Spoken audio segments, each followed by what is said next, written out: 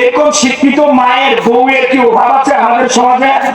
কথা বলেন না কেন, আছে অভাব? আসলে তো শিক্ষিত জাতি উপহার দিচ্ছে না তারা। আমরা তো তাদেরকে অনেক মাস্টার্স ডিগ্রি, বিসিএস ক্যাডার শিক্ষিত মা দিয়েছি, কিন্তু তারা আমাদের সমাজে শিক্ষিত জাতি উপহার দিতে পারে নাই। বরঞ্চ যত বেশি শিক্ষিত তারা হয়েছে, তাদের সংসারের মধ্যে তত বেশি অশান্তি হয়েছে, ঠিক না?